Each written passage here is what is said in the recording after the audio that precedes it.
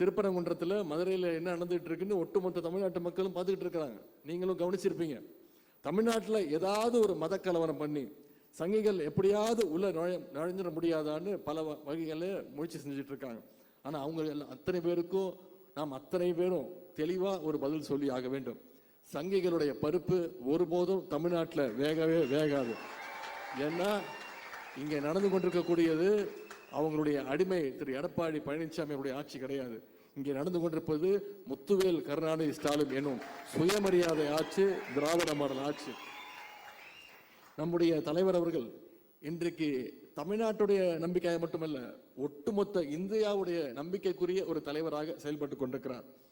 பாசிச பாஜகவை களத்தில் எதிர்கொள்கிற அரசியல் பணியாக இருக்கட்டும், ஒன்றிய அரசு தரக்கூடிய நெருக்கடிகளை எதிர்கொள்ளுகின்ற அரசு பணிகளாக இருக்கட்டும், இரண்டிலுமே இன்னைக்கு முத்தமிழர் கலைஞருடைய மறு உருவமாக நம்முடைய தலைவர் அவர்கள் செயல்பட்டு கொண்டிருக்கிறார்.